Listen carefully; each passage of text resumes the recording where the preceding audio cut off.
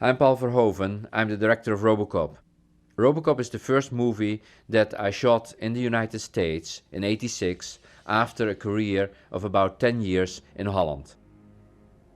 I was still living in Europe, in Holland, in '85 when I got the script of ROBOCOP from Orion, and they asked me if I wanted to direct that movie. And when I read it the first time, I thought it was pretty silly and that I would not be interested to move to the United States for a typical B-level American science fiction movie. So I dismissed it and I passed on it. And in the meantime, my wife read it and she was much more enthusiastic than I. And she said, well, why don't you read it again? Because there's a lot of other layers and I think you're dismissing it because you think it's silly. So I did that, in fact. And when I had read it the second time, much more precisely, I thought that there were really interesting thoughts there, interesting levels that I had completely missed the first time.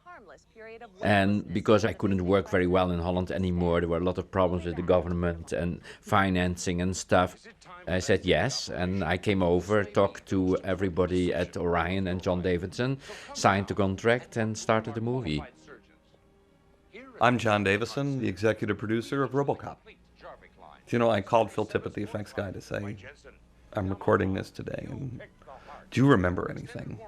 And he said, no, that working on ROBOCOP was like being a victim of a violent crime. You know, your mind just blanks it all, and I have that same reaction. I hardly remember a thing. The screenplay came to me from Ed Neumeier at the suggestion of Jonathan Kaplan, who had Ed send it to me. I liked it. And then Jonathan went off and directed Project X for Fox, leaving us without a director. We went after just about every major American director, and they all turned it down. So then we started with European directors. And when we got to V, Paul Verhoeven also turned it down. I think actually Paul had maybe read the first 20 pages and threw it across the room, which is a common reaction. But I think Paul maybe wanted to leave Holland at this point in time and wanted to come to America and make American pictures. And so that might have played a part in his decision. A great deal of work went into overcoming the inherently silly nature of the idea. When you used to call people on the phone and they'd say, well, so what are you working on? You'd say, ROBOCOP.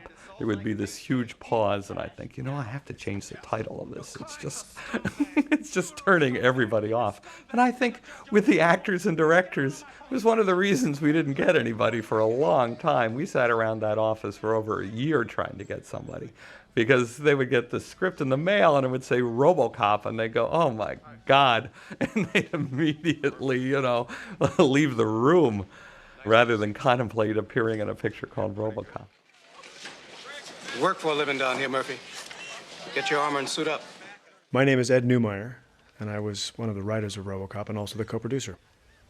ROBOCOP was an idea that I had, I guess it was starting in about the summer of '83 or so, '84 maybe. I wondered what it would be like if there was a robot, not a cyborg, but a robot, who was kind of looking at, and he was a policeman, or a police robot, and he was looking at all these human beings with all their problems and wondering why they did what they did. And that was really the first idea I had for ROBOCOP. Where are you from? Metro South. Welcome to hell.